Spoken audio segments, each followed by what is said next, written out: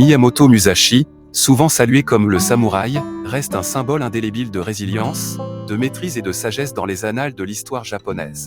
Son héritage transcende la simple habileté martiale, encapsulant l'essence d'un individu aux multiples facettes dont le parcours de vie reflétait l'arrière-plan tumultueux du Japon féodal. Né dans l'obscurité en 1584 dans la province de Harima, les premières années de Musashi ont été marquées par le conflit entre le mode de vie traditionnel des samouraïs et la montée en puissance de la modernité introduite par le shogunat Tokugawa.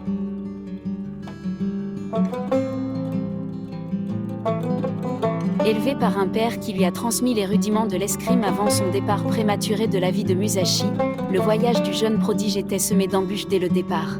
Son premier duel enregistré à l'âge tendre de 13 ans contre le samouraï expérimenté Harima qui préfigurait le chemin qu'il allait emprunter, un chemin parsemé de chocs d'acier et de la quête de l'illumination à travers le combat. À partir de ses modestes débuts, la légende de Musashi a commencé à prendre forme. Rejoignant les rangs du clan Ashikaga à 16 ans, il se retrouva impliqué dans la bataille cruciale de Sekigahara, une épreuve qui mettrait à l'épreuve son courage et préparerait le terrain pour son ascension ultime à la grandeur martiale. Malgré son émergence du côté perdant, la survie de Musashi marqua le début de son voyage en tant que ronin, un samouraï sans maître forgeant son destin à travers l'épreuve du combat. Alors que Musashi traversait les paysages du Japon, sa maîtrise du sabre grandissait, culminant en une série de victoires qui solidifia sa réputation en tant qu'escrimeur redoutable. Ses rencontres avec l'école Yoshioka à Kyoto, où il vainquit célèbre plusieurs adversaires à la suite, le portèrent au statut de légende, jetant les bases de son affrontement ultime avec Sasaki Kojiro, le duel le plus renommé de la lore des samouraïs.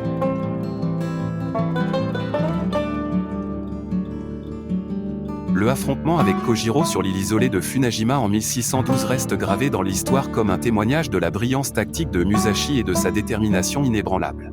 Armé d'un sabre en bois de fortune, il déjoua son adversaire, assénant un coup fatal qui résonna à travers les annales du temps. Ce moment décisif non seulement assura l'héritage de Musashi en tant qu'escrimeur prééminent de son époque, mais encapsula également l'essence de sa philosophie, l'esprit indomptable du guerrier transcendant les limites du combat mortel.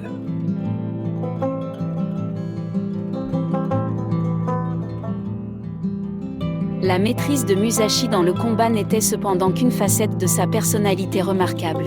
Ses voyages à travers le Japon n'étaient pas de simples quêtes pour la suprématie martiale mais des voyages de découverte de soi, où il explorait les domaines de l'art, de la philosophie et de la spiritualité. En embrassant des disciplines telles que la peinture, la sculpture et la calligraphie, il cherchait à incarner la nature multifacette du guerrier, témoignant du lien indissoluble entre le sabre et l'âme. Dans ces dernières années, Musashi se retira dans la solitude de la grotte de Regando, où il se plongea dans la contemplation et le perfectionnement de sa philosophie martiale. C'est là, au milieu de l'étreinte tranquille de la nature, qu'il rédigea son chef-d'œuvre, le Livre des 5 Anneaux, un traité qui transcende le domaine du combat, offrant des aperçus intemporels sur la stratégie, le leadership et l'essence même de l'existence.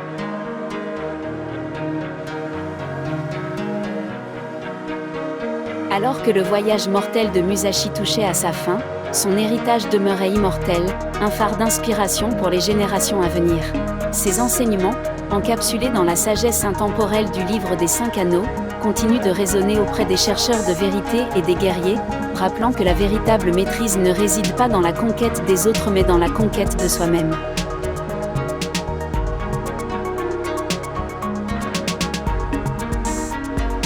Dans la quiétude de son dernier lieu de repos, sous la canopée des étoiles et les murmures du vent, l'esprit de Miyamoto Musashi perdure, un témoignage de l'héritage durable d'un guerrier poète dont la vie était un témoignage de l'esprit indomptable de l'âme humaine.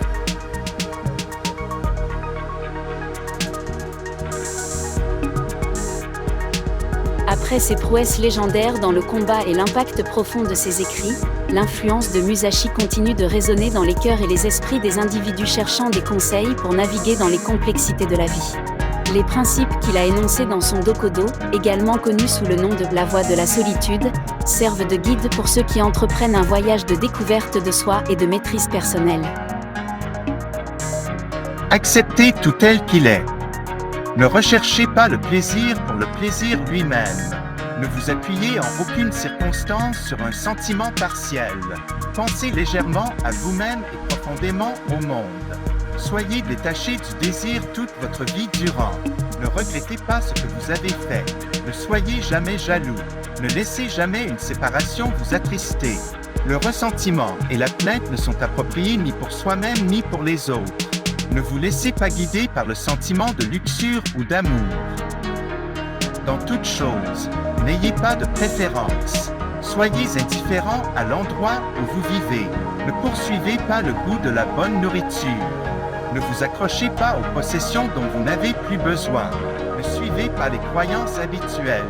Ne collectionnez pas d'armes ou n'entraînez-vous pas avec des armes au-delà de ce qui est utile. Ne craignez pas la mort. Ne cherchez pas à posséder des biens ou des fiefs pour votre vieillesse. Respectez Bouddha et les dieux sans compter sur leur aide. Vous pouvez abandonner votre propre corps mais vous devez préserver votre honneur. Ne déviez jamais de la voie.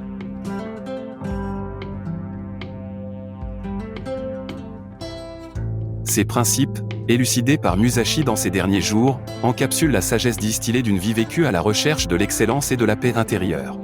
Ils servent de carte routière intemporelle pour les individus cherchant à naviguer dans les complexités de l'existence avec clarté, but et intégrité. Alors que l'héritage de Musashi continue de perdurer, ses paroles résonnent à travers les annales du temps, offrant réconfort, inspiration et guidance à tous ceux qui entendent le rappel.